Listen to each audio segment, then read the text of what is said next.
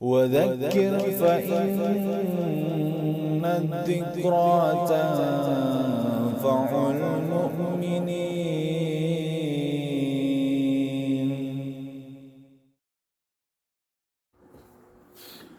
Bismillahirrahmanirrahim.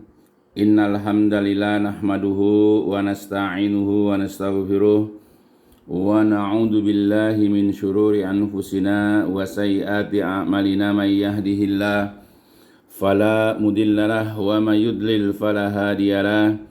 Asyhadu an la ilaha illallah wahdahu la syarikalah wa asyhadu anna Muhammadan abduhu wa rasuluhu. Allahumma salli ala Muhammadin wa ala ali Muhammad kama sallaita ala Ibrahim wa ala ali Ibrahim innaka Hamidum Majid. Allahumma barik ala Muhammadin wa ala ali Muhammad kama barakta ala Ibrahim wa ala ali Ibrahim innaka Hamidum Majid. Wa qala ta'ala a'udzu billahi minasyaitonir rajim. Ya ayyuhalladzina amanu taqullaha haqqa tuqatih wa la tamutunna illa wa antum muslimun. Amma ba'd, fa inna asdaqal hadis kitabullah wa khairal hadi hadi Muhammadin sallallahu alaihi wasallam wa syarrul umuri muhdasatuha fa inna kulla muhdasatin bid'ah wa kulla bid'atin dolalah wa kulla dolatin finnar. Alhamdulillah, pada kesempatan ini kita bisa berjumpa lagi dalam kajian, kita bertemu lagi dalam pembahasan-pembahasan dari agama yang kita cintai ini. Ya, jadi kita libur sejak iktikaf sampai sekarang ya, karena memang banyak keperluan, ya banyak kesibukan, sehingga kita baru berjumpa pada hari Ahad ini. Ya, mudah-mudahan selama kita libur kajian, tetap kita ikut kajian-kajian yang lain, dan juga apa-apa yang telah sama-sama kita pelajari dan yang akan kita pelajari dapat memberikan faedah dan manfaat untuk kita, yaitu di dunia ini dan kelak nanti pada hari kiamat insyaallah dan mudah-mudahan. Jadi dunia ini sudah tidak terasa ya, kita libur saja nggak berasa, sejak libur kemarin tiba-tiba kita sudah berjumpa lagi. Dan ini adalah merupakan memang penjabaran atau penjelasan dari Rasulullah SAW bahwa memang semakin hari yang namanya masa, yang namanya waktu itu tidak terasa dan itu sangat dekat. Sebagaimana telah disebutkan oleh Rasulullah SAW ya, untuk mengingatkan kita bahwa dunia itu bergulir, berjalan tanpa kita sadari. Tahu-tahu kita sudah menua dan kemudian terus menua dan akhirnya kita akan tumbang dalam kehidupan dunia ini. Rasulullah SAW di dalam hadis yang diriwayatkan oleh Imam Ahmad dan yang lain-lainnya dari Abu Hurairah radhiyallahu an, beliau bersabda, la taqumus sa'ah hatta yataqarabaz zaman fatakuna sanah kasyahri wa yakuna syahru kal jumu'ah wa takunal jumu'ah kal yaum wa yakunal yauma kas-sa'ah wa takunus sa'ah kakhtiraqis sa'fah. Jadi kata Rasulullah, la taqumus sa'ah, tidak akan terjadi, tidak akan tegak, ya, tidak akan tiba hari kiamat. Jadi hari kiamat tidak akan terjadi.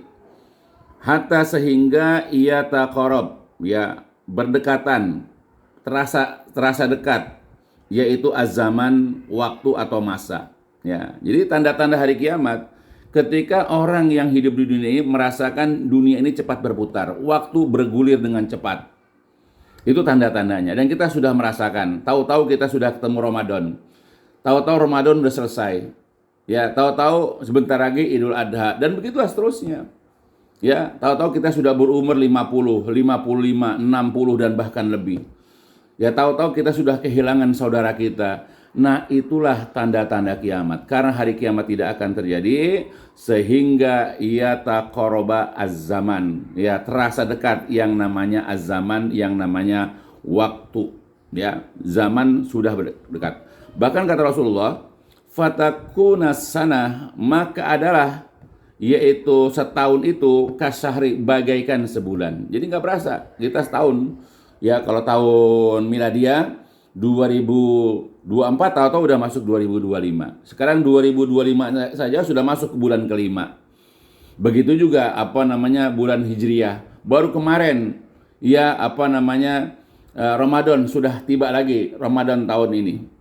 Dan Ramadan pun sudah berlalu. Dan kita sudah masuk Syawal dan sekarang sudah Dzulqa'dah. Sudah nggak berasa, sebulan betul-betul terasa cepat. Ya, jadi kata Nabi, wa takunus sana kasyahar, yang namanya setahun itu rasanya sebulan. Wa yakunu syahru kal jumu'ah, dan sebulan itu rasanya seperti sejumat, sepekan. Ya, kita berjalan selama sebulan ini sama ya, kita rasakan seperti kita jalan sepekan, seminggu. Kemudian wa takunul jumu'ah kal yaum, dan sepekan itu, sejumat itu ya sama seperti sehari. Dan sedangkan sehari itu wa yakunal yaum kasa'ah, sedangkan sehari itu seperti 1 jam. Kemudian wa takunas sa'ah kahtiraqis sa'fah, ya. Kemudian sejam itu bagaikan terbakarnya pelepah korma yang kering, ya. Jadi kita bakar pelepah korma yang kering, maka akan cepat hangus, cepat hancur pelepah korma itu. Nah, itu 1 jam bagaikan seperti itu. Nah, itulah kita tidak terasa. Ya, dunia berputar. Kita mungkin kalau ke Pasar Rebo misalnya, masih ingat masa-masa kecil kita bermain ya di kali depan, grojogan barangkali, atau di belakang rumah kita dulu ada empang, ada sawah. Tahu-tahu kita sudah berumur 50 tahun. Ya, kita lewat satu tempat, dulu tempat kita bermain perosotan ketika hujan misalnya. Tahu-tahu sekarang kita sudah kepala 5. Sudah punya anak, sudah punya mantu, sudah punya cucu. Perasaan baru kemarin. Nah, itulah bahwa dunia ini bergulir dengan cepat. Dan anak-anak kita pun sekarang sudah mulai menua. Mereka juga sudah mulai memiliki anak. Dan anak-anaknya pun sudah mulai sekolah. Nah, itulah dunia. Ya, jadi kita untuk mencari kekekalan, mencari kenikmatan, mencari kebahagiaan di dunia ini ya sangat cepat. Ya, jadi janganlah kita terfokus ya dengan kehidupan dunia ini. Jadi sayang kalau kita hidup di dunia ini disia-siakan. Kita hidup di dunia ini lalu kita hanya sekedar makan, minum, tidur dan begitu seterusnya. Tahu-tahu kita mati tanpa ada persiapan. Padahal kita sudah diajarkan sejak kecil dari sekolah, kita sudah diajarkan tentang rukun iman, yaitu diantaranya adalah iman kepada kehidupan akhirat. Ya, jadi kita harus paham bahwa kalau kita mengimani keberadaan hari kiamat, kita persiapkan dari sekarang. Dan kita sudah paham di hari kiamat itu ada surga, di hari kiamat itu ada neraka. Kita tahu siapa saja yang tinggal di surga, kita tahu siapa saja yang tinggal di neraka, dan apa yang harus kita lakukan untuk mendapatkan surga, dan apa yang terjadi ya kalau seandainya orang banyak melakukan kemaksiatan, yaitu ditempatkan dalam neraka. Kita semua sudah paham, tinggal kita mewujudkannya, tinggal kita merealisasikan dalam kehidupan kita sehari-hari. Nah, itu jadi harus diperhatikan betul-betul. Jadi janganlah kita tertipu, janganlah kita terbiuskan dengan kehidupan dunia ini tanpa persiapan. Ya, apalagi kita yang sudah memasuki usia-usia senja. Jangan hanya disibukkan dengan kehidupan dunia. Ayo kita sekarang siapkan untuk kehidupan akhirat kita. Kuatkan iman kita, perbanyak amal-amal soleh kita. Kemudian juga jadikan amal-amal soleh kita menjadi berkualitas. Tidak hanya kuantitas, tidak hanya banyak, tapi berkualitas. Berkualitas kalau kita mengikuti cara-cara Rasulullah SAW, bukan sekedar beramal. Ya. Dan kemudian Allah Jalla wa'ala, ya kita akan lihat di sini ya penjelasan dari Allah Jalla wa'ala tentang kehidupan kita sebagai manusia. Dalam Al-Quran surat Ar-Rum, yaitu surat ke-30, ayat ke-54, Allah Jalla wa'ala berfirman, A'udzu billahi minasyaitonir rajim. Allahul ladzi khalaqakum min dha'fin summa ja'ala min ba'di dha'fin quwwah summa ja'ala min ba'di quwwatin dha'fa wa syaibah yakhluqu ma yasha wa huwal alimul qadir. Allah dialah yang telah menciptakan kalian dari lemah. Jadi Allah ciptakan kita dalam kondisi kita lemah karena kita lahir sebagai seorang bayi dan kita lemah saat itu, tidak mampu kita mengurus diri kita sendiri. Kita diurus oleh orang tua kita, oleh ibu kita, ya oleh ayah kita. Ya, nah kita dilahirkan dalam keadaan lemah. Kemudian kemudian dalam jangka waktu tertentu, ya, kemudian ya mimba di do'fin, kemudian Allah jadikan sesudah lemah itu kemudian menjadi kuat. Kita mampu berjalan, kita mampu berlari, kita mampu berpikir, ya kita mampu mengangkat ini, mengangkat itu dan seterusnya. Ya, kita menjadi kuat. Ya, sehingga kita bisa sekolah, kita bisa kuliah, kita bisa mencari nafkah, ya dan seterusnya. Kemudian lagi setelah itu, ja'ala min ba'di quwwah, kemudian Allah jadikan sesudah kuatnya kita ini, ya pada usia-usia remaja, pada usia-usia dewasa, ya pada kuat ini. Nah, setelah mengalami masa-masa atau fase-fase ini, Allah jadikan sesudah lemahnya itu du'fau wa syaibah. Allah jadikan ya kalian itu, ya Allah jadikan manusia itu lemah dan kemudian beruban. Nah, ini menua. Nah, kita mengalami itu dan alhamdulillah kita mengalami. Ya, kita sudah mengalami masa lemah bayi, kemudian kita tumbuh remaja, kemudian kita tumbuh dewasa, dan kemudian akhirnya kita menua. Dan sekarang ya kita mengalami yang namanya masa tua, masa lemah, dan kita sudah beruban. Yakhluqu ma yasha. Allah ciptakan apapun yang Allah kehendaki. Wa huwal alimul qadir. Dialah Allah yang maha mengetahui lagi maha kuasa. Ya, kita mengalami proses itu. Ya. Dan sekarang kita mengalami masa-masa dan makanya buat anak-anak ya yang remaja, anak-anak kita yang masih muda-muda, ya suatu waktu mereka kalau Allah panjangkan umurnya, mereka juga akan mengalami masa tua. Mereka akan mengalami masa kelemahan lagi seperti waktu zaman bayi. Ya, berjalan sudah bergontai, ya mata juga sudah tidak tajam lagi, mulut juga sudah mulai sulit berbicara, ya kemudian juga tangan sudah mulai melemah dan begitu seterusnya. Kita akan mengalami itu lagi. Ya, anak-anak muda akan mengalami masanya seperti itu. Ya, jadi kita harus perhatikan bahwa kita akan mengalami masa-masa seperti ini karena ini adalah merupakan ya sifat manusiawi seperti ini. Ini fitrah manusia seperti ini. Dan kita tidak bisa menghindar, kita tidak dapat lari ya dari ketentuan ya Allah Subhanahu wa taala. Namun di samping itu yang harus kita perhatikan bahwa di masa-masa kita dari kecil, di masa-masa kita kemudian tumbuh dewasa, ada hal-hal yang harus kita ketahui. Ya, sebagaimana sering dijelaskan di dalam ayat Quran, Allah Jalla wa'ala pernah berfirman, A'udzubillahi minasyaitonirrajim, wa ma khalaqtul jinna wal insa illa liya'budun. Dan kami tidaklah menciptakan jin dan manusia melainkan supaya mereka itu beribadah kepadaku.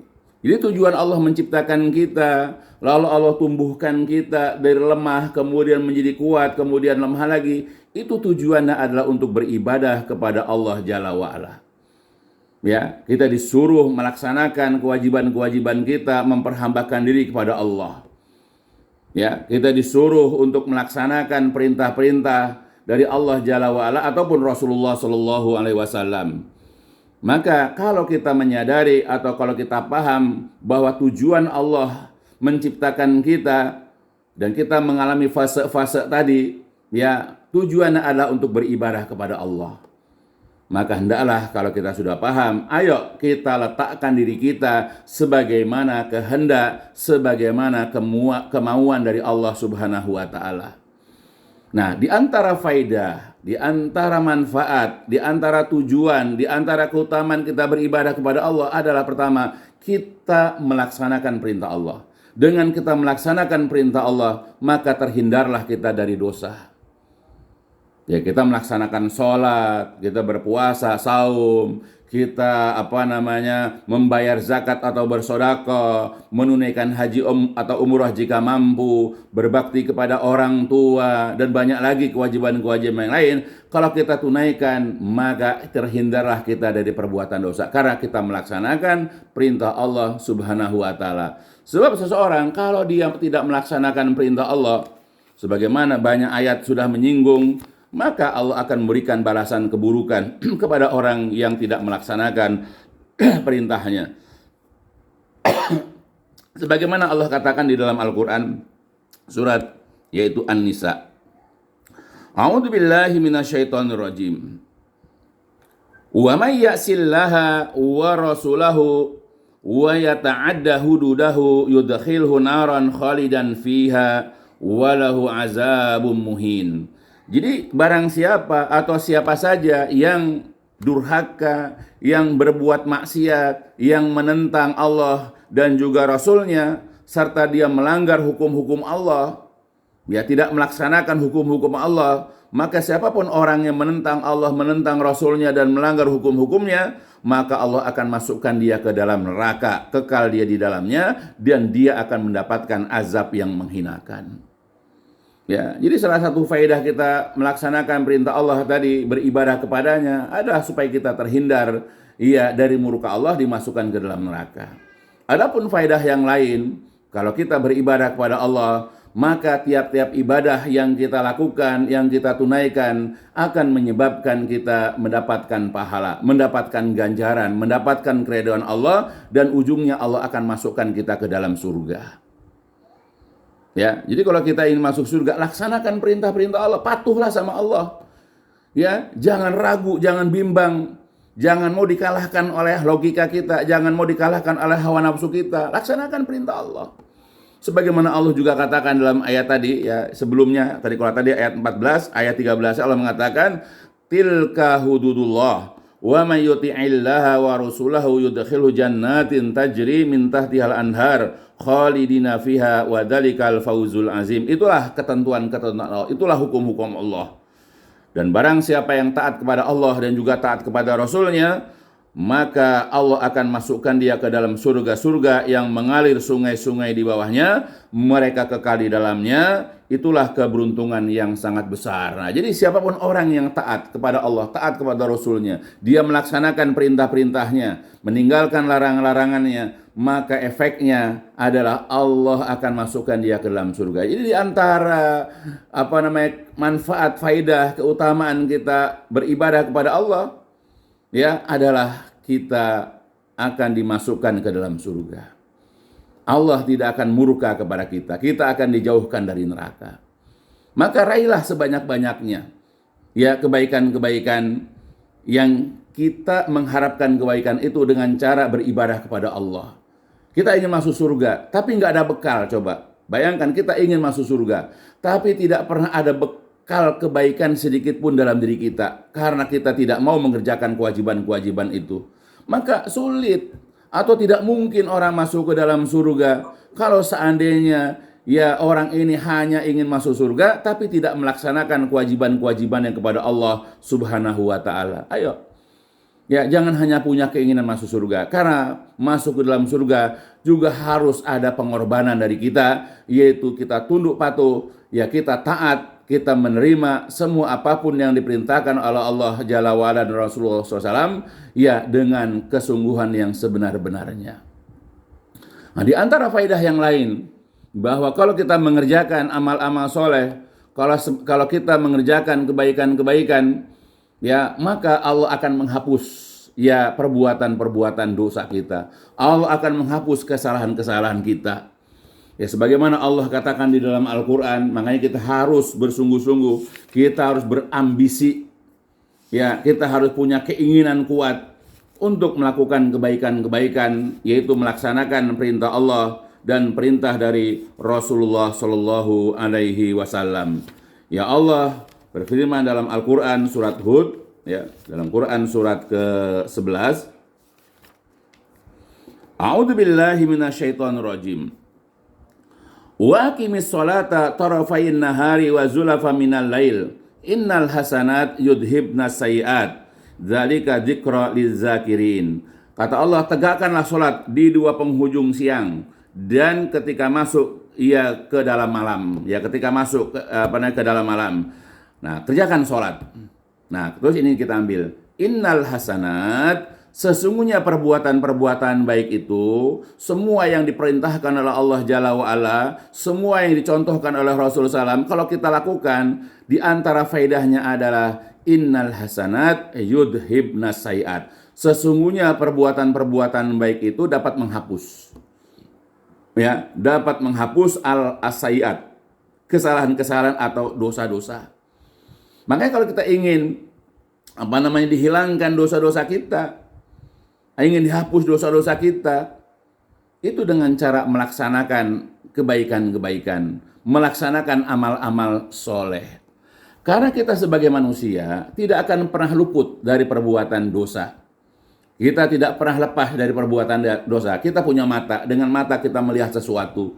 Dengan telinga kita bisa mendengar apa saja. Dengan mulut kita bisa berbicara apa saja. Dengan tangan kita bisa melakukan apa saja. Dengan kaki kita bisa melangkah kemana saja.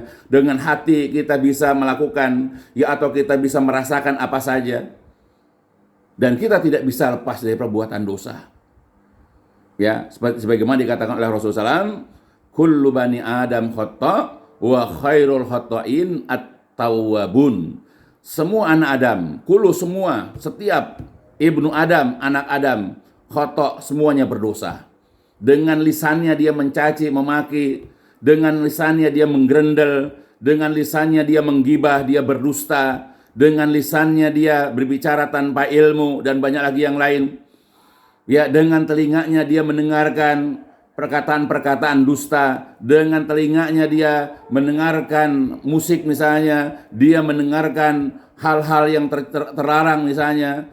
Ya, begitu juga dengan mata, dia melihat hal-hal yang dilarang. Banyaklah perbuatan-perbuatan dosa yang dilakukan oleh anggota tubuh kita. Mata, mulut, telinga, begitupun hati. Dengan hati dia bersuuzon, dengan hati dia katakan dengki sama orang, ya, dengan hati ya dia banyak melakukan hal-hal yang tercela. Begitupun tangan, dengan tangan dia mencuri, memukul dan yang lain-lainnya. Maka kita tidak pernah lepas dari perbuatan dosa, karena kata Nabi setiap anak Adam itu berbuat dosa, dan sebaik-baik orang berdosa itu adalah orang yang suka bertaubat. Ya. Begitupun kata Allah Jalla wa Ala dalam Al-Qur'an. Dalam Quran surat An-Najm Allah mengatakan, ya, fala tuzakku anfusakum. Janganlah sekali-kali kalian menganggap diri kalian suci. Tidak ada manusia, tidak ada makhluk yang suci dari perbuatan dosa, dari perbuatan salah, tidak ada. Semua orang merasakan perbuatan dosa. Nah, bentuk rahmatnya, bentuk kasih sayangnya Allah kepada kita, ya, adalah Allah ingin menghapus dosa-dosa. Ya, Allah ingin menghapus dosa-dosa kita. Di antaranya adalah dengan kita melaksanakan kewajiban-kewajiban tadi. Ya, dengan kita sholat, dengan kita berpuasa, dengan kita bersedekah, dengan cara kita menunaikan ibadah haji, dengan kita berbakti kepada orang tua dan yang lain-lainnya. Semua perbuatan-perbuatan baik yang kita lakukan dapat menghapus yang namanya dosa-dosa. Nah, itu makanya kita harus betul-betul bersungguh-sungguh, kita harus berambisi untuk melakukan amal-amal soleh, karena di antara faedah daripada amal soleh itu adalah dapat menghapus dosa-dosa kesalahan kita. Ya, Nabi juga bersabda dalam hadis, ya, beliau mengatakan as-salatul khams wal jumu'ah ila jumu'ah wa ramadan ila ramadan mukaffiratul lima bainahunna idza tinibatil kabair. Salat 5, ya, salat 5 kali, zuhur, asar, maghrib, isya, subuh. Kemudian al jumu'ah ila jumu'ah, Jumat kepada Jumat berikutnya, Ramadan kepada Ramadan berikutnya. Nah, semua ibadah salat ini, ya, begitu juga puasa Ramadan ini, itu mukaffirat, menjadi penghapus, ya, menjadi penghapus bagi dosa-dosa di antara keduanya. Jadi kalau kita sholat zuhur akan menghapus perbuatan dosa kita yang kita kerjakan dari subuh tadi sampai zuhur. Nanti kita sholat asar, setelah sholat asar itu menghapus perbuatan dosa kita yang kita lakukan dari pada zuhur sampai ke asar, begitu seterusnya. Itu bentuk kasih sayang Allah. Itu bentuk maha pengasihnya Allah kepada kita. Salat itu bisa menghapuskan dosa-dosa di antara keduanya. Begitu juga Jumat. Kemarin kita melaksanakan sholat Jumat.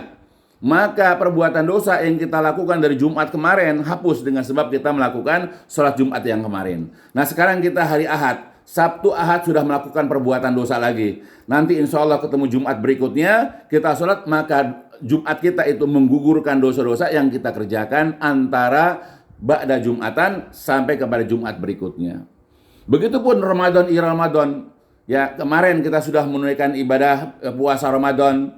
Ya, maka perbuatan kita melaksanakan ibadah sebulan penuh itu berpuasa akan menghapuskan dosa-dosa yang kita lakukan dari Ramadan tahun lalu sampai Ramadan kemarin. Ya, bahkan kalau untuk Ramadan, ya, Rasul juga mengatakan, "Man shoma Ramadana imanan wahtisaban ghufirahu ma taqaddama min dzambi." Barang siapa yang berpuasa Ramadan dengan penuh keimanan, jadi bukan karena pengen baju lebaran, bukan karena pengen THR, bukan karena apa-apa ya, tapi betul-betul karena penuh keimanan, dia taat kepada Allah Rasul, melaksanakan perintah Allah Rasul dalam berpuasa itu. Kemudian wahtisaban, dia berpuasa juga dalam rangka mencari pahala ganjaran dari Insya Allah. Dia tahu faedahnya Ramadan, maka dikerjakan dengan sungguh-sungguh penuh keikhlasan. Maka orang yang berpuasa Ramadan ini dengan iman dan mencari pahala, maka efeknya ghufira lahu ma taqaddama min dzambi, akan dihapuskanlah dosa-dosanya yang telah lalu. Atau juga dalam riwayat yang lain, man qoma, barang siapa yang qiyam Ramadan dengan penuh keimanan dan mencari pahala, diampunilah dosa-dosanya juga yang telah lalu. Jadi kalau kita melakukan qiyam Ramadan, sholat taraweh misalnya, ya malamnya kita baca Al-Quran misalnya, ya setelah sholat taraweh menjelang sahur kita memperbanyak istighfar, kita banyak di situ berdoa kepada Allah Jalla wa Ala, maka semua perbuatan-perbuatan kita ini qiyam Ramadan, menghidupkan bulan Ramadan, akan menjadi penyebab ghufira lahu ma taqaddama min dzambi, jadi penghapus dosa-dosa yang telah lalu. Itulah bentuk rahmat, bentuk kasih sayangnya Allah kepada kita. Salat jelas menghapuskan dosa. Ya, bahkan banyak riwayat ya, bukan hanya ini aja. Banyak sekali dalil-dalil yang menerangkan tentang faidah daripada ya ibadah-ibadah kepada Allah, apakah itu salat, ataukah itu puasa, ya ataukah itu sedekah dan yang lain-lainnya.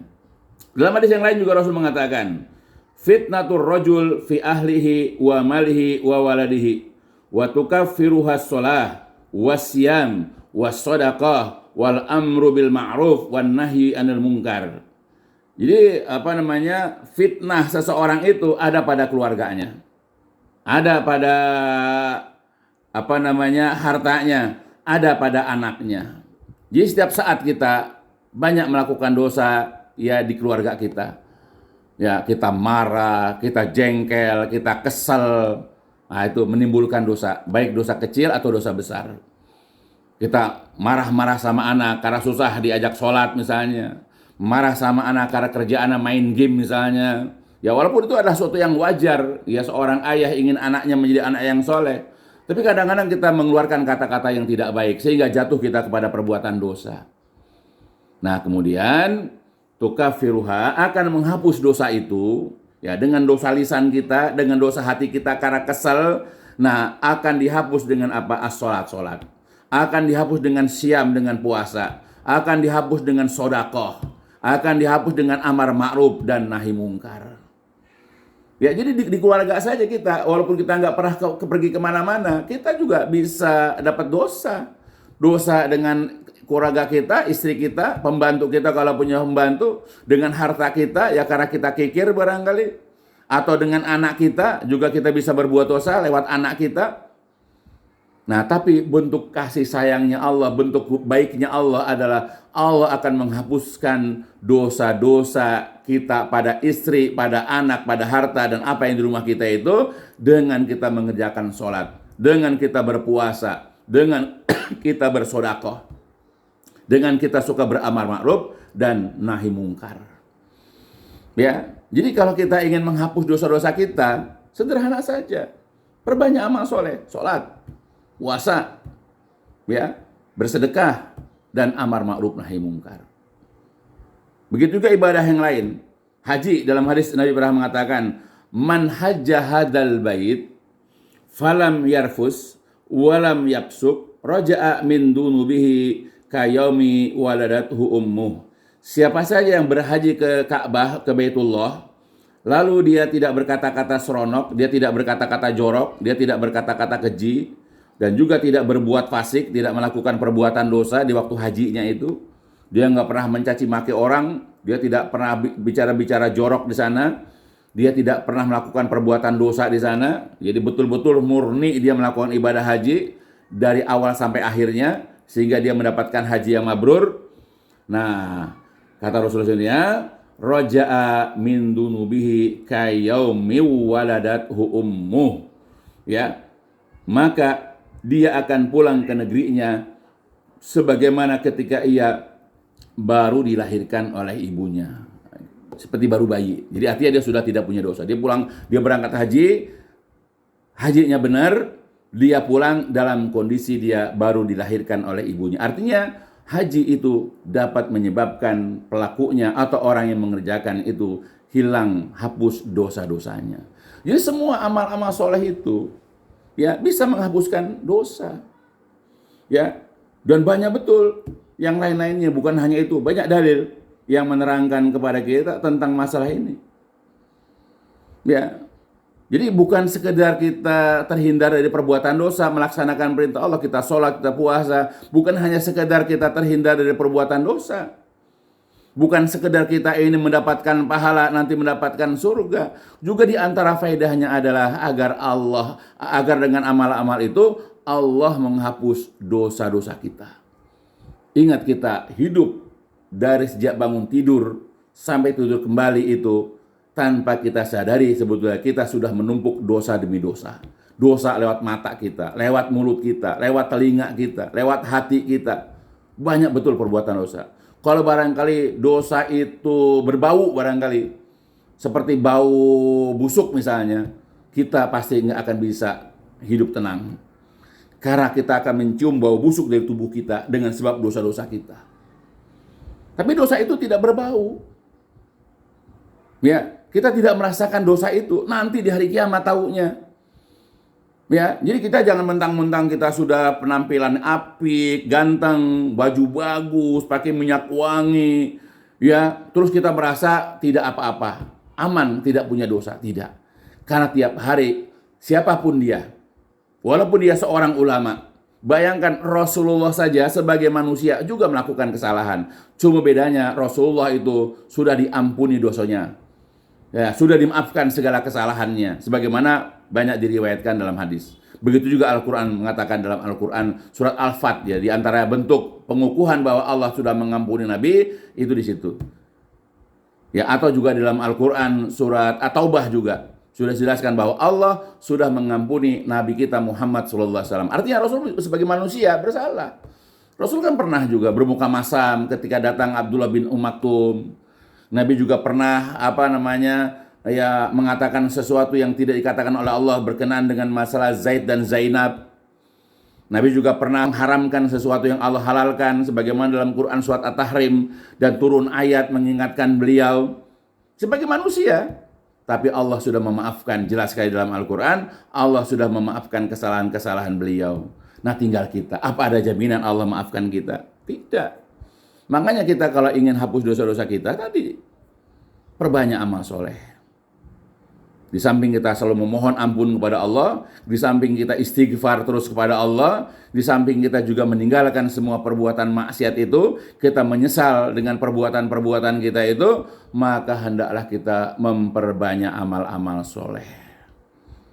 Ya, karena kita memang sejak berusia balik, ya, Allah memang sudah menentukan kita pasti memiliki dosa. Gak ada orang, ya, yang tidak berbuat dosa. Ya, jadi ketika orang sudah balik, sudah dicatat kebaikan dan keburukannya. Ya, itu sebagaimana disebutkan dalam sebuah riwayat, ya, Rasulullah SAW pernah mengatakan, dari Ali bin Abi Thalib radhiyallahu an yang diriwayatkan oleh Imam Abu Daud, Tirmizi, Nasai dan yang lain-lainnya. Nabi mengatakan rufi'al qalamu an salasatin. Jadi pena itu diangkat, maksudnya tidak mencatat. Jadi pena ya mencatat baik buruk itu diangkat, artinya tidak menulis dari 3 orang. An salasatin dari 3 orang. Yang pertama anin naim hatta yastaikid. Dari orang yang tidur sampai dia sampai dia bangun. Jadi kalau dia dalam tidurnya dia bermimpi mencuri misalnya. Dalam tidurnya itu dia bermimpi minum khamar misalnya. Dalam tidurnya dia bermimpi jalan-jalan dengan wanita yang bukan mahramnya atau yang bukan istrinya, ya tidak berdosa. Atau secara fisik dalam tidurnya dia misalnya melakukan ini melakukan itu, ya tidak berdosa sampai dia bangun. Begitu dia bangun terus dia melakukan kesalahan, nah udah dihitung. Ya. Itu. Jadi yang pertama dari orang yang dari orang yang tidur. Diangkat pena artinya tidak dicatat dengan keburukan-keburukan. Jadi orang mimpi apapun bebas, tidak berdosa. Yang kedua, wa anisabiyyi hatta yahtalima. Dan dari anak kecil. Nah, jadi anak kecil itu ya seukuran Ica lah, seukuran cucu-cucu lah, ya itu diangkat pena juga. Enggak dicatat dia, walaupun dia berantem, walaupun dia ngambil makanan saudara sepupunya, walaupun dia jitak kepala saudaranya, ya atau dia nangis guling-guling nyusahin uminya misalnya, tidak dicatat dengan keburukan. Hatta yahtalima sampai dia ihtilam. Ihtilam itu sampai dia bermimpi. Ya, jadi tanda-tanda seseorang itu sudah balik itu diantaranya mimpi. Mimpi yang menyebabkan dia itu keluar mani. Ya, jadi itu ya yang pertama. Yang kedua, tanda-tanda orang sudah balik itu adalah tumbuh bulu di kemaluannya. Baik laki-laki atau perempuan. Nah, jadi kalau sudah ada tanda-tanda itu, dia sudah balik. Semua perkataan buruknya dicatat dengan keburukan. Semua perbuatan buruknya dicatat dengan keburukan. Kebalikannya, kalau dia berbuat baik, dia berucap yang baik, dia bersikap baik, maka akan dicatat dengan kebaikan-kebaikan. Nah itu. Secara fisik, dia tumbuh bulu kemaluan. Kemudian lagi, kalau itu tidak mengalami dia mimpi, juga tidak tumbuh bulu, maka umur 15 tahun. Kebanyakan mengatakan umur 15 tahun. Dia sudah mimpi ataupun belum, umur 15 tahun, dia sudah balik. Ya, makanya lihat anak kita, udah umur berapa. Ya, atau lihat fisiknya, sudah tumbuh bulunya belum. Atau tanya, dia sudah mimpi belum. Nah itu, jadi ini tanda-tanda seorang balik. Maksudnya kalau sudah balik itu sudah mulai dicatat kebaikan dan keburukannya. Dia sudah mendapatkan pahala atau dosa. Nah, adapun wanita ada tambahan, yaitu ketika wanita sudah haid. Nah, jadi ketika haid wanita itu dia sudah balik. Atau yang lainnya adalah wanita yang dia sudah hamil. Dia sudah hamil karena dia sudah bersuami misalnya. Ya, karena banyak di zaman dulu itu orang-orang umur 9 tahun sudah menikah. Ya, walaupun dia belum haid, dia menikah misalnya. Ya, maka ketika dia sudah hamil, dia sudah mengandung, maka di saat itulah dia dinyatakan sebagai wanita yang sudah balik, yaitu. Jadi itulah baliknya. Dan di saat itulah orang sudah mulai dihitung baik buruknya. Dan efek daripada perbuatannya itu jatuh kepada kebaikan atau keburukan, ini menentukan nanti di hari kiamat timbangannya. Mana yang lebih berat timbangan kebaikannya atau keburukannya? Dengan timbangan baik buruk ini nanti menentukan juga tempat akhirnya. Dia masuk surga atau dia masuk neraka. Ya, jadi kalau kita meyakini ini harus betul-betul. Nah makanya karena kita memang tidak pernah lepas dari perbuatan dosa sejak kita balik tadi. Sejak kita berumur 15 atau sejak ada tanda-tanda tumbuh bulunya. Atau sejak tanda-tanda kita sudah bermimpi, mulai dicatatlah dengan keburukan-keburukan. Apalagi kita yang udah umur 50, tentu sudah sangat balik. Ya, jadi berhati-hati dengan perkataan, berhati-hati dengan perbuatan, berhati-hati dengan hati. Karena itu bisa menentukan akhir kehidupan kita nanti, apakah di tempat yang baik yaitu di dalam surga, atau tempat yang buruk di dalam neraka. Liyadzubillah.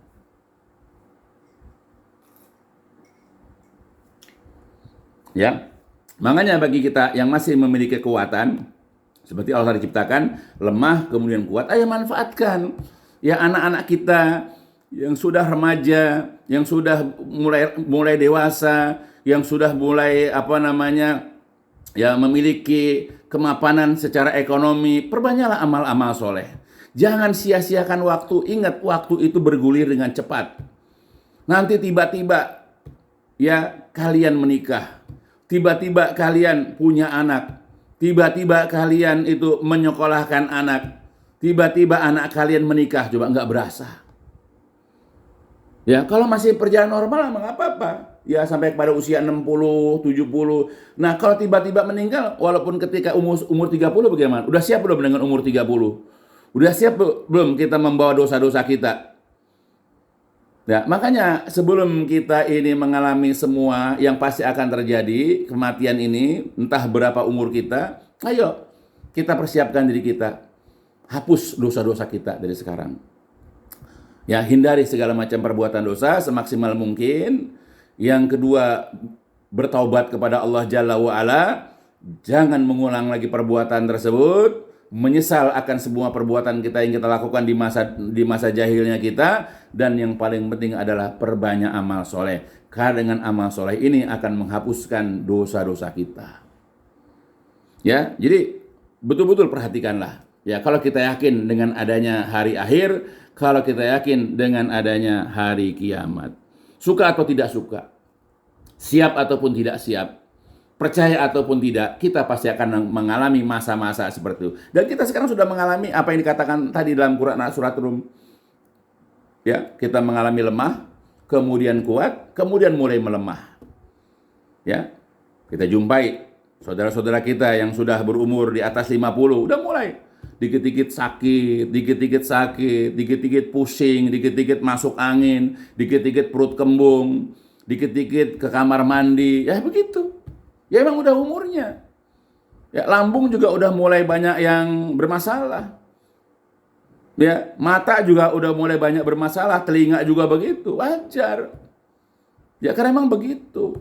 Kita hidup di dunia ini nggak selamanya ya badan kita itu normal terus. Kita beli kendaraan aja juga ya setahun 2 tahun masih tokcer. Ya apalagi ya kalau kita rawat. Kalau nggak dirawat ya mungkin setahun aja udah bobrok lagi kendaraan. Begitupun kita fisik. Kalau fisik kita ini kita nggak rawat, kita banyak mengkonsumsi hal-hal yang terlarang. Apakah kita merokok misalnya, ya atau kita bahkan konsumsi obat-obat terlarang misalnya, atau makan juga nggak diukur-ukur, banyak makanan-makanan yang fast food ya yang cepat saji, yang kita tahulah bagaimana makanan. Jangan heran nanti pada usia-usia tertentu mulai bermasalahlah perut kita, akan mulai bermasalahlah ginjal kita, akan mulai bermasalah nanti jantung kita, paru-paru kita, ya dan yang lain-lainnya. Karena kendaraan saja kalau tidak diurus akan bermasalah, mesinnya cepat rusak. Begitupun kita, fisik kita, ya. Nah makanya kita, ya kalau kita ingin memanfaatkan waktu sebaik-baiknya, mumpung kita masih kuat, ayo perbanyak amal soleh. Tujuan kita beramal soleh bukan hanya sekedar melaksanakan perintah Allah, bukan sekedar mencari pahala sebanyak-banyaknya, tapi juga adalah supaya dosa-dosa kita terhapus dengan sebab amal-amal soleh kita. Repot kita kalau ketemu Allah dengan membawa lumpur dosa. Ya, nggak pantas kita nanti menghadap Allah dalam kondisi kita berlumuran dosa. Kita saja kalau ingin menghadap seseorang yang kita muliakan, kita nggak ingin pakai baju yang jelek, kita nggak ingin dalam kondisi kita belum mandi, kita tidak ingin ya dalam kondisi wajah kita coret-coret, ya kita nggak ingin. Kita ingin ketika menghadap orang yang kita kagumi, orang yang kita muliakan, kita ingin dalam kondisi berpakaian rapi, wangi, dalam kondisi fisik yang bagus, kita udah mandi, pakai wangi-wangian. Itu kita kalau kepada manusia. Nah sekarang kita suatu waktu akan menghadap Allah yang maha mulia. Nah jangan kita menghadap Allah dengan berlumuran dosa. tobatlah bagi kita yang masih banyak melakukan perbuatan dosa. Jangan sia-siakan sisa-sisa usia kita. Ya, maka Allah sudah berbaik hati kepada kita tadi. Allah menjelaskan lewat nabinya, atau bahkan tadi dalam Quran surat Hud dikatakan, perbuatan-perbuatan baik, amal-amal soleh, ya perintah-perintah Allah kalau kita kerjakan, itu akan menghapus dosa-dosa yang selama ini kita kerjakan. Ayolah, sungguh-sungguh ya kita mengerjakan, karena yang namanya ajal kita tidak bisa merabaknya, kita tidak bisa meramalnya, kita tidak bisa menentukannya. Kalau Allah kehendaki mungkin saat ini pun Allah bisa wafatkan kita. Nah itu. Ya, jadi harus perhatikan tentang maha baiknya Allah kepada kita.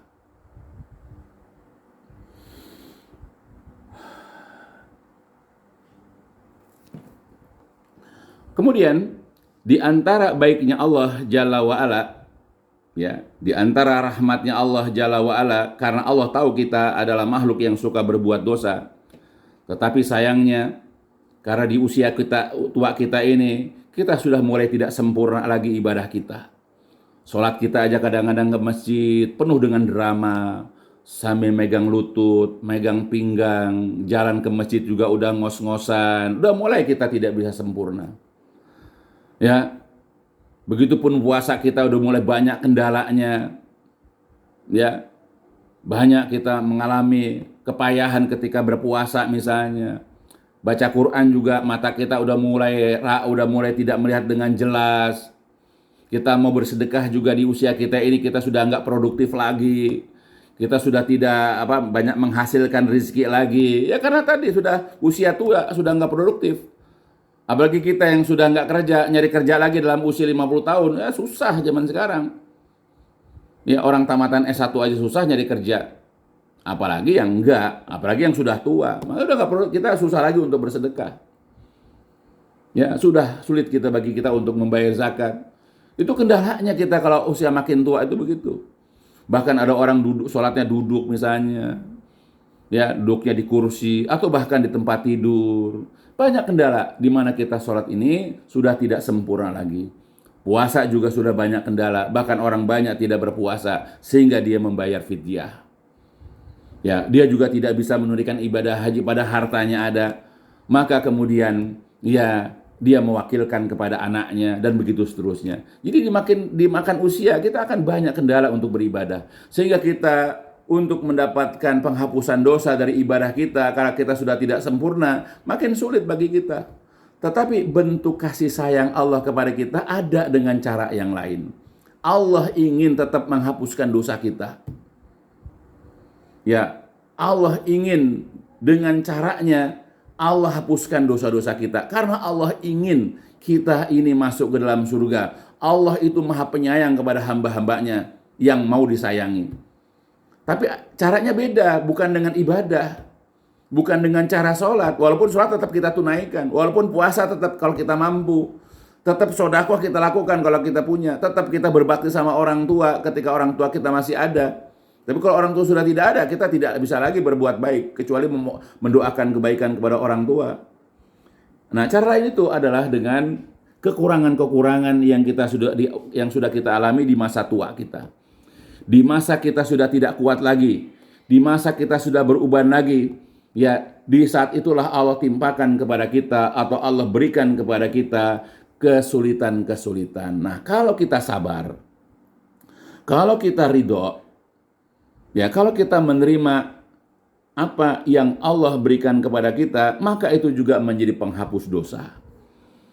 Ya, jadi bukan hanya dengan ibadah bisa menghapuskan dosa, tapi dengan cobaan-cobaan, dengan ujian-ujian yang Allah berikan kepada kita, sehingga kita merasakan kesulitan, kita merasakan kesusahan, kita merasakan penderitaan, di mana kita tidak sempurna lagi berjalan, kita tidak sempurna lagi untuk melihat, tidak sempurna lagi kita untuk mengunyah makanan, kita sudah kurang dengar, ya hati kita juga udah seperti anak-anak lagi, ya. Kita ini sangat peka dengan perkataan orang, mudah sedih misalnya. Nah, kalau kita menyadari itu adalah merupakan ujian yang Allah berikan kepada kita, lalu kita sabar, kita nerima, dan kita berharap dengan kesulitan-kesulitan, dengan perkara-perkara yang buruk menimpa kita itu kita hadapi dengan penuh kesabaran dan keredoan, maka Allah akan menghapuskan dosa-dosa kita. Nah itu. Ya, jadi kita harus ambil faidah ya dari hal-hal tersebut. Ya, dari apa yang menimpa kita di usia kita sekarang kan. Ya, karena Nabi mengatakan dalam sebuah riwayat, asyadul bala al-anbiya summal amsal fal amsal. Jadi sehebat-hebatnya cobaan, sehebat-hebatnya ujian itu menimpa para nabi. Kemudian yang semisalnya, kemudian yang semisalnya. Dan seorang hamba itu senantiasa dicoba ala qadri dinihi, seukuran dengan kadar daripada agamanya. In kana dinuhu solban istadda bala'uhu. Jadi kalau agamanya sudah kuat, sudah sudah syadid, maka istadda bala'uhu. Ya, jadi kalau agamanya sudah solban, sudah kuat, sudah keras, istadda bala'uhu. Cobaannya pun akan keras. Tapi wa in kana dinuhu riqqah, kalau agama itu rokik, lemah, agamanya enggak kuat, maka dia diuji ala qadri dinihi, maka dia akan dicoba dengan seukuran agamanya. Fama yabruhul abdu yubtala hatta yamshiya alal ardi fama lahu min khotiatin. Maka seorang hamba senantiasa diberikan cobaan, diberikan bala, sehingga dia berjalan di muka bumi ini tanpa ada lagi dosa baginya. Ingat, hamba itu senantiasa dicoba dengan matanya yang mulai berkurang penglihatannya, dicoba dengan mulutnya ya yang yang giginya mulai sakit misalnya, dicoba dengan telinganya yang udah kurang jelas pendengarannya, dan banyak lagi. Begitu dicoba dengan anaknya yang makin banyak ulahnya, yang makin banyak menimbulkan kesusahan bagi dirinya, dicoba dengan hartanya, dia sudah tidak produktif lagi, dan banyak lagi yang lain. Dicoba juga dengan penyakit yang menimpa jantungnya, yang menimpa ginjalnya, yang menimpa lambungnya, yang menimpa paru-parunya dan yang lainnya. Dia sabar dengan semua. Maka fama lahu min khoti'ah, maka dia tidak lagi memiliki dosa. Ya, jadi itu. Jadi tujuan Allah menimpakan bala kepada kita itu, ada tujuannya adalah supaya Allah hendak menghapus dosa-dosa kita. Ya, di dalam hadis yang lain juga Rasul mengatakan, ma min muslimin yusibuhu azam min maradin fama siwahu illa hatta Allah sayiatihi kama tahutu syajarah waraqaha. Tidaklah seorang muslim tertimpa sesuatu penyakit atau sejenisnya, melainkan Allah akan menggugurkan dosa-dosanya dengan sebabnya, sebagaimana pohon menggugurkan dedaunannya.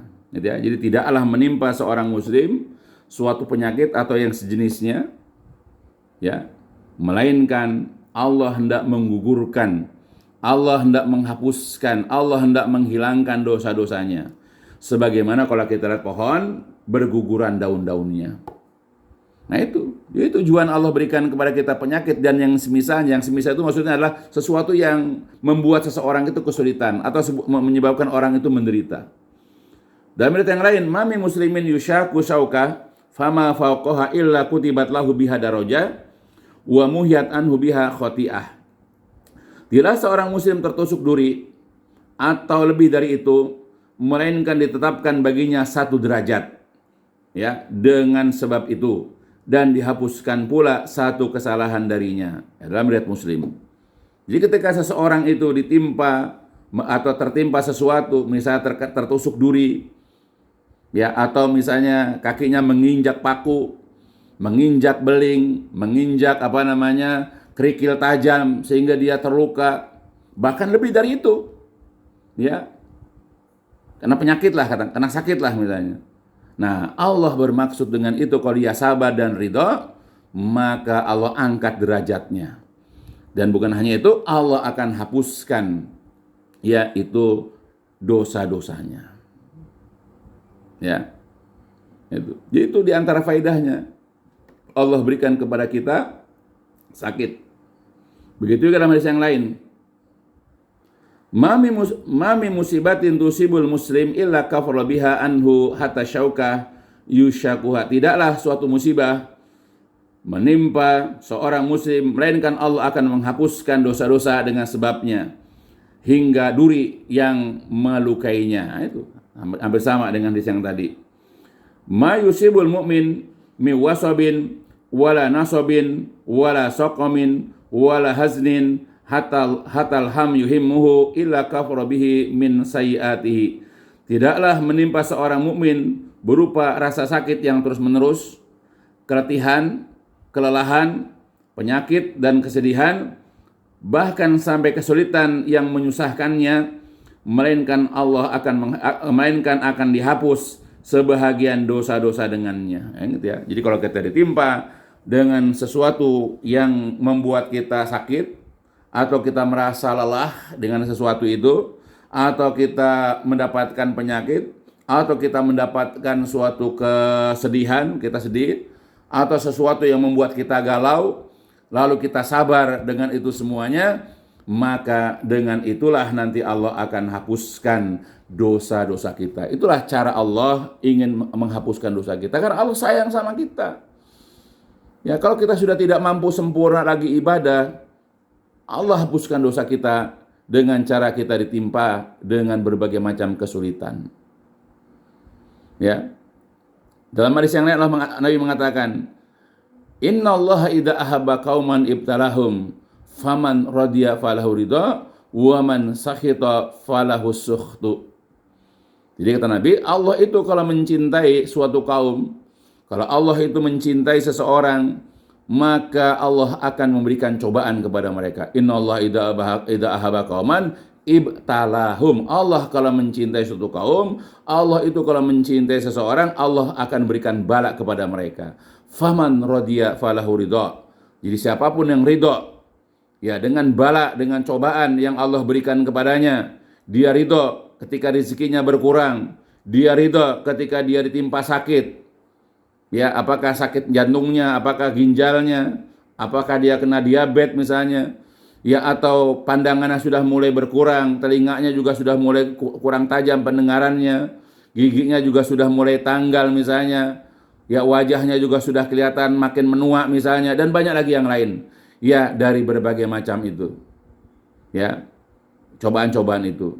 Nah, jadi kalau dia ridho, falahu ridho, maka Allah akan ridho kepadanya. Jadi kalau dia meninggal dalam kondisi dia ridho dengan ketetapan Allah, maka Allah juga akan ridho kepada orang tersebut. Tapi waman sakhita, barang siapa yang marah, jengkel, kesal, enggak terima dia dengan cobaan-cobaan tersebut, dia menyalahkan Allah, ya Allah kenapa aku ditimpa musibah, kenapa aku sakit, kenapa sekarang rezekiku kurang, pada aku sering sedekah, pada saya sering sholat. Nah, dia ngambek di situ. Maka ketika dia meninggal dalam keadaan jengkel, kesal, dia nggak terima dengan ketetapan Allah, ya, maka fa'alaihi sukhtu, maka dia akan mendapatkan murka Allah. Aliyadzubillah. Belajarlah ridho dengan apa yang menimpa kita. Dulu kita waktu masih kerja bisa dapat 100% lah. Tapi ketika sudah mulai pensiun, mulai berkurang. Bukan 50% lagi. Cuma tinggal 30%. Kalau gaji 10 juta, tiba-tiba setiap bulan hanya dapat 3 juta misalnya. Itu pun dipakai buat cicilan utangnya. Karena dia menggunakan itu untuk misalnya beli kendaraan. Udah mulai berkurang. Jangan banyak mengeluh. Itu cobaan yang Allah berikan kepadanya. Sabar dan ridho. Ya, bahkan Nabi mengatakan inna izamil jaza ma'a izamil bala. Sesungguhnya besarnya ganjaran, besarnya pahala, besarnya balasan dari Allah itu sebanding dengan besarnya cobaan. Semakin besar cobaan yang Allah berikan kepada seseorang, maka akan semakin besarlah balasan ganjaran yang akan Allah berikan kepada dia nanti di hari kiamat. Jangan kita mengharapkan balasan besar, tapi dapat cobaan kecil aja ngeluh terus. Ya, ini cara Allah memberikan kepada kita kebaikan-kebaikan. Bukan hanya kita diberikan balasan ganjaran nanti di hari kiamat mendapatkan surga. Bukan hanya sekedar diangkat derajat kita. Tapi kebanyakan hadis tadi mengatakan, yaitu diantaranya adalah dihapuskan dosa-dosa kita. Jadi kalau kita ingin betul-betul dihapuskan dosa-dosa kita, ya, sehingga kita berjumpa dengan Allah itu dalam kondisi siap, Ya, artinya kita berpakaian rapi, kita wangi, wajah kita juga bersih, ya, tidak ada noda-noda menghadap Allah. Aduh, nikmat rasanya. Tapi kalau kita memakai pakaian yang penuh dengan lumpur dosa, ya, tubuh kita juga penuh berlumuran, ya, dengan dosa-dosa, dengan aneka ragam dosa. Apakah dosa yang dilakukan oleh mulut kita, mata kita, telinga kita, hati kita, tangan, kaki kita, dan banyak lagi yang lain, maka amat rugilah orang yang menjumpai Allah dengan berlumur dosa. Ayolah, makanya muda-muda, mumpung masih punya tenaga, mumpung masih bisa sempurna ibadah, masih bisa mengerjakan ibadah dengan sempurna, masih bisa berdiri, masih bisa ruku dan sujud dengan sempurna. Ya, kalau sujud nggak pakai jeda, bangkit dari sujud juga nggak pakai jeda, betul-betul sempurna. Begitu juga puasa, betul-betul tidak merasakan kesulitan. Begitupun bersedekah, tidak ada sedikit pun kesulitan karena dia adalah masih produktif. Ayo, mumpung masih muda, dari sekarang perbanyak pahala dan hapus dosa-dosa yang pernah dikerjakan dari sejak balik. Ya, karena kalau sudah tua nanti sulit. Kita tidak bisa lagi sempurna apapun. Ya, baca Quran saja barangkali ya sudah tidak kuat lagi, lebih dari sejam. Sudah ngantuk bawaannya. Ya, bawaannya itu kalau ngaji itu tiba-tiba pandangan mata itu menjadi buram ketika melihat Al-Quran. Kenapa? Karena sudah menua. Ya, butuh kacamata, di mana kacamata itu tiap tahun bisa berganti. Karena apa? Sudah mulai buram lagi. Nah, itu menunjukkan bahwa manusia itu nggak ada yang sempurna. Pasti akan mengalami masa-masa seperti itu. Nah, makanya mumpung ya kita masih muda, anak-anak muda, khususnya anak-anakku, ya juga ponakan-ponakanku, saudara-saudaraku yang masih muda, ayo bersemangatlah ibadah supaya ibadah kita ini bisa sempurna. Ya, karena di antara faedah tadi ibadah adalah menghapuskan dosa-dosa. Nah, bagi kita yang tua-tua, ya, maka manfaatkan kesulitan-kesulitan, kesusahan-kesusahan, penderitaan-penderitaan, cobaan-cobaan yang datang kepada kita, hadapi dengan yang namanya kesabaran dan kereduan dan terima apapun yang Allah berikan kepada kita. Karena di dalamnya juga ada kebaikan-kebaikan untuk kita. Ya, sulit memang kita menerima kesulitan, kesusahan, penderitaan. Karena selama ini barangkali kita merasa mampu untuk menghadapinya. Tapi ternyata begitu di masa tua kita, ternyata kita mengalami itu dan banyak di antara kita yang tidak sabar. Ya, jangan banyak mengeluh. Jangan berburuk sangka kepada Allah. Jangan marah kepada Allah. Ya, Allah hendak membersihkan dosa kita kok. Kenapa kita marah? Kalau andai kata ada orang saja ya membantu kita untuk membersihkan kendaraan kita, untuk membersihkan halaman rumah kita, kita senang. Ya, ada orang misalnya tiba-tiba lagi nyapu di halaman rumahnya, nah melihat halaman rumah kita juga masih banyak sampah.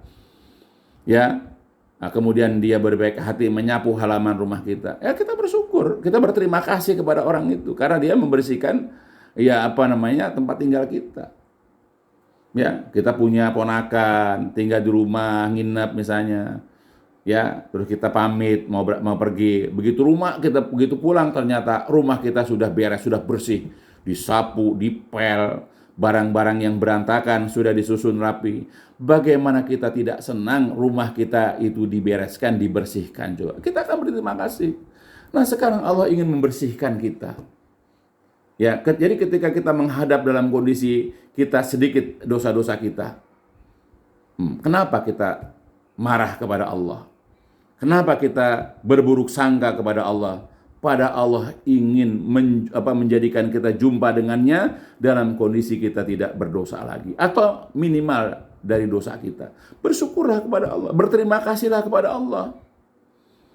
Ya, jangan malah marah sama Allah. Jangan malah kita ngambek sama Allah.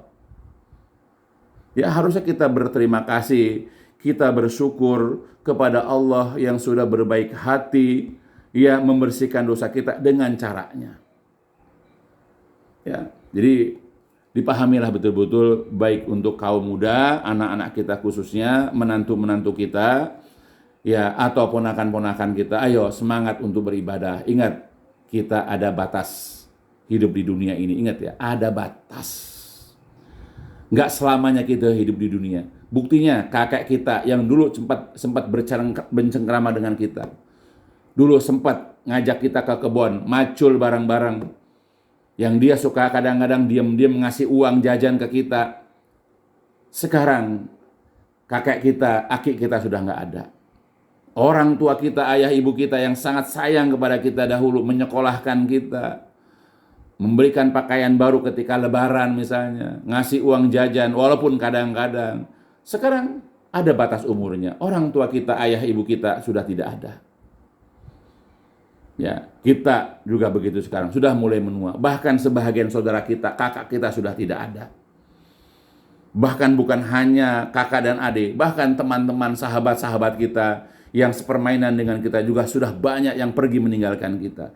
Karena tidak ada orang hidup selamanya, karena kita punya batas masing-masing kehidupan. Nah, karena ada batas inilah makanya kita persiapkan diri kita. Maka kenapa kita lebih sibuk mengurus ya hidup yang ada batasnya, lalu kita meninggalkan hidup yang selamanya. Coba bayangkan, kita hidup di dunia kan ada batasnya, cuma kita nggak tahu batas sampai kapan.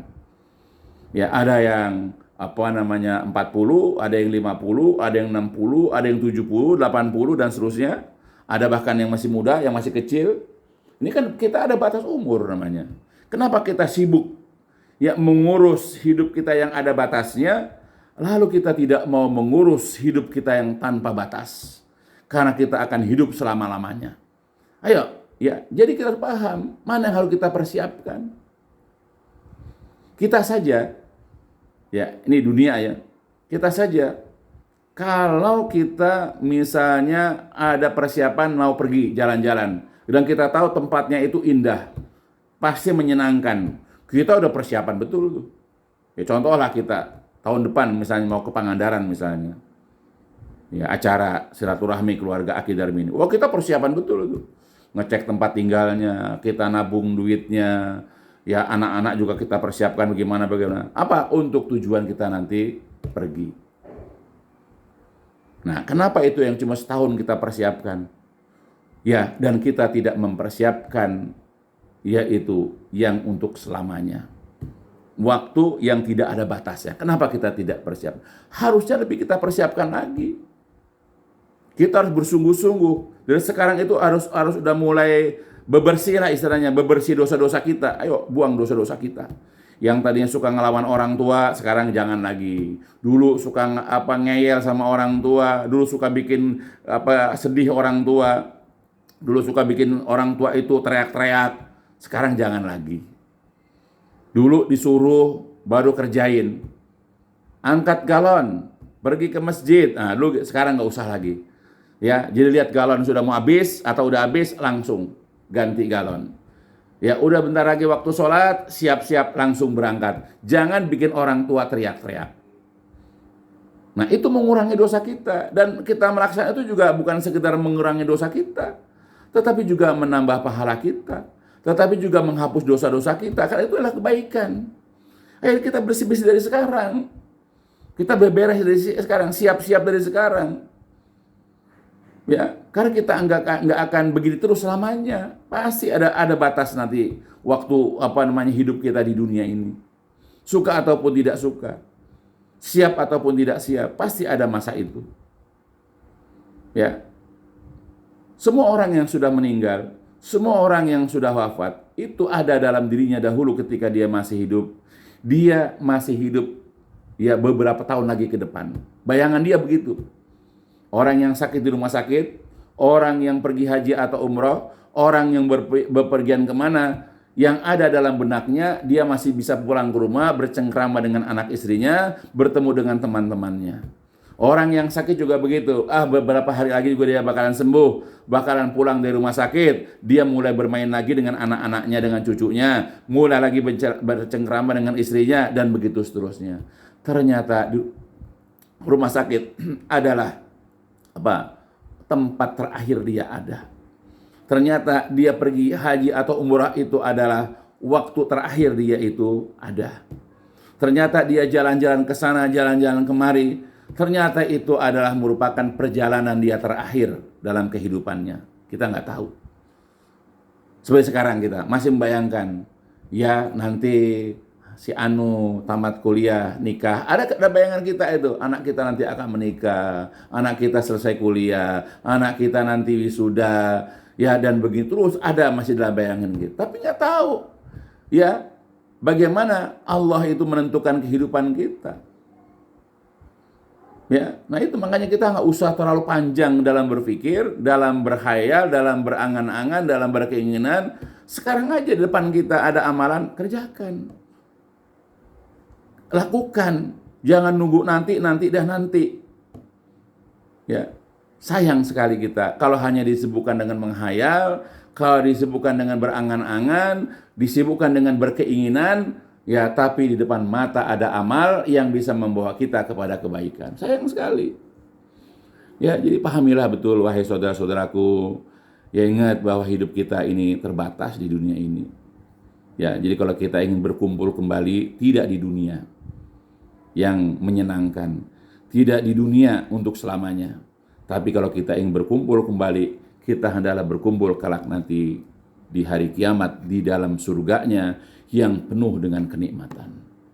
Ayo kita persiapkan. Makanya kalau kalian memang mencintai saya, ya dan kita saling mencintai karena Allah, ayo kita persiapkan diri kita untuk berjumpa kembali nanti, yaitu di dalam rahmat Allah, di dalam surganya. Dan gak mungkin orang yang malas beribadah, gak mungkin orang yang banyak berbuat dosa, gak mungkin orang yang banyak suka berkeluh kesah, yang orang berhati kotor, ya suka dengki, suka iri dan yang lain-lainnya, lalu dia dimasukkan ke dalam surga, nggak mungkin. Ya ayolah kita bersihkan diri kita dari dosa-dosa, bersihkan diri kita dari keburukan-keburukan. Ya mudah-mudahan dengan itu semua nanti Allah akan memberikan kemudahan kepada kita, Allah akan memberikan jalan kepada kita, ya kepada akhir kehidupan yang baik, yaitu husnul khotimah. Kita berharap begitu. Ya, dan Allah sudah banyak sekali kebaikan kepada kita dengan kita dimudahkannya ibadah karena zaman kita masih muda. Sekarang tua pun Allah berbuat baik kepada kita, masih diberikan kesempatan kita juga untuk beribadah. Ya semakin lama kita beribadah, maka akan semakin besar kemungkinan kita untuk menghapuskan dosa-dosa kita. Ya, tambah lagi sekarang Allah memberikan kepada kita cobaan-cobaan yang bagi kita barangkali tidak menyenangkan. Tetapi di balik tidak menyenangkan itu ternyata ada banyak faidah, ada banyak kebaikan, yaitu diantaranya adalah Allah hendak menghapuskan dosa-dosa kita dengan penyakit kita, dengan kemiskinan kita, dengan kesulitan ini, kesulitan itu yang ada pada kita dan seterusnya. Ya mudah-mudahan ya sebagai pencerahan, sebagai pembuka ya kajian yang dimulai ini bisa dipahami. Ya, jadi bersemangatlah kita untuk terus menuntut ilmu. Ya, harus kita bersemangat. Dan kita untuk mengetahui perkara-perkara agama. Sehingga dengan tahu perkara-perkara agama, ya kita bisa menghadapi kehidupan dunia kita ini dengan baik. Makanya Nabi mengatakan, dahulu sudah dijelaskan berkali-kali. Kata Nabi, man salaka tariqan yabtaghi fihi ilman, sahhalahullahu tariqan ilal jannah. Jadi man salaka tariqan, jadi barang siapa yang berjalan di suatu jalan dalam rangka dalam rangka mencari yaltamisu fi ilman, dalam rangka mencari ilmu pada jalan itu, ya man salaka tariqan yaltamisu fi ilman, dalam rangka mencari ilmu pada jalan itu, maka sahhalahullahu tariqan ila jannah. Jadi Allah akan mudahkan dia jalan menuju surga. Jadi kalau kita ingin dimudahkan ya jalan menuju surga, ya udahlah. Ya kita harus mau menuntut ilmu, karena dengan menuntut ilmu kita tahu mana yang halal, mana yang haram, mana yang boleh, mana yang tidak, mana yang wajib, mana yang bukan. Kita tahu juga bagaimana kita menghadapi ya musibah, kita tahu bagaimana menghadapi penyakit, kita tahu ternyata faidah ibadah itu ini itu dengan ilmu. Tanpa ilmu kita nggak tahu apa-apa. Makanya kalau kita dapat musibah, ngomel aja, ngeluh aja, nyalah-nyalahkan orang aja, ngambek sama Allah, nggak mau sholat. Karena dia nggak punya ilmu. Tapi kalau orang punya ilmu, semakin dia ditekan oleh Allah dengan bencana atau musibah, maka dia makin mendekatkan diri kepada Allah. Ya, itu sebetulnya orang itu faedah ilmu. Makanya barang siapa yang berjalan di atas satu jalan dalam rangka mencari ilmu pada jalan itu, Allah mudahkan dia jalan menuju surga. Dengan ilmu kita bisa bersikap dengan baik. Ya, kita bisa menjalani kehidupan kita dengan baik apapun yang Allah berikan kepada kita. Ya, jadi jangan malas untuk menuntut ilmu. Karena dengan ilmu ini kita banyak ya mengambil pengetahuan. Ya, makanya paksakan. Ya, kita memaksakan diri kita untuk menuntut ilmu. Harus memaksakan diri. Ya, karena hidup dalam kebodohan, hidup dalam ketidaktahuan itu ya melelahkan, capek kita kalau nggak punya ilmu. Ya tadi contoh lah, kita kalau punya ilmu, ditimpa musibah dikit ngomel. Ya, lalu kita kemudian marah sama Allah. Itu kalau kita nggak punya ilmu begitu, dikasih cobaan, yang ada kita apa? Ya udah ngambek sama Allah. Capek kita hidup begitu. Ya, tapi kalau kita punya ilmu, dapat kita sikapi dengan baik.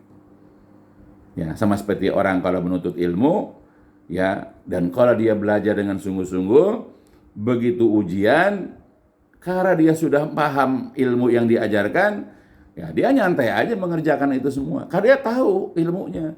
Tapi kalau orang tidak belajar, orang tidak menuntut ilmu dengan baik, walaupun dia sekolah, tapi dia kebanyakan bermain-main, dia bersendagurau, banyak borosnya, ketika ujian, pusing dia. Lelah dia mengerjakannya. Ya, bahkan nggak sinkron antara pertanyaan dengan jawaban, nggak sinkron. Karena apa? Bodohnya dia. Begitupun dalam masalah agama. Ya, jadi dia suka menyikapi ya hal-hal yang menimpa dia itu dengan hal-hal yang tidak sesuai. Jadi bukan mendatangkan kebaikan, malah keburukan. Dia tidak meraih pahala dengan hal itu, dia malah mendapatkan dosa. Bukan mendapatkan ridho Allah dengan itu, dia malah mendapatkan murka Allah. Karena apa? Karena dia tidak punya ilmu. Maka dia menyikapi berbeda dengan apa yang Allah kehendaki dan apa yang dicontohkan oleh Rasulullah. Ya, sehingga dia begitu. Nah, makanya ayolah kita tuntut ilmu supaya kita bisa benar-benar menjalani kehidupan beragama kita ini dengan baik. Ya, jadi itulah pesan ya saya sebagai pembukaan ya kajian kita. Ya, insya Allah untuk ahad depan ya akan normal lagi kajian, yaitu tentang kitab Ushulus Salasah. Jadi untuk ini hanya sekedar mengingatkan, karena ya di kita ada kan semakin banyak yang sepuh, sudah makin banyak yang tua, dan anak-anak kita pun sudah bertumbuh kuat. Anak-anak kita, ponakan-ponakan kita, bahkan cucu-cucu kita juga sudah mulai bertumbuh ya menjadi remaja, sudah banyak yang sekolah. Ya, maka kita didiklah, mudah-mudahan mereka menjadi anak dan cucu yang soleh dan solehah. Kita harapkan begitu.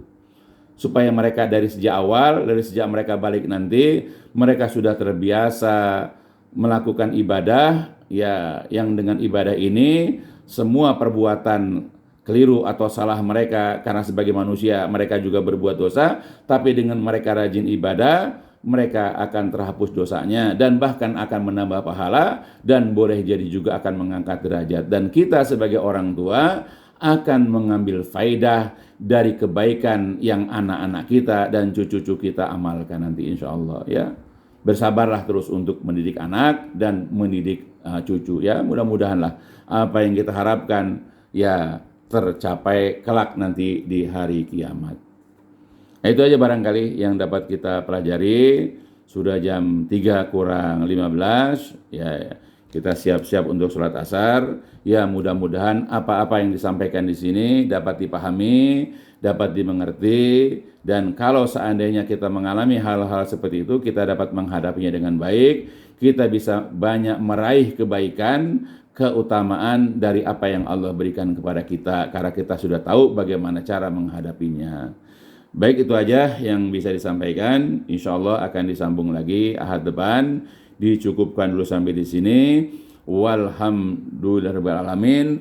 Subhanakallahumma wa bihamdika asyhadu alla ilaha anta astaghfiruka wa atubu ilaik. Assalamualaikum warahmatullahi wabarakatuh. الدين النصيحة قلنا لمن يا رسول الله قال لله ولكتابه ولرسوله ولأئمة المسلمين وعمتهم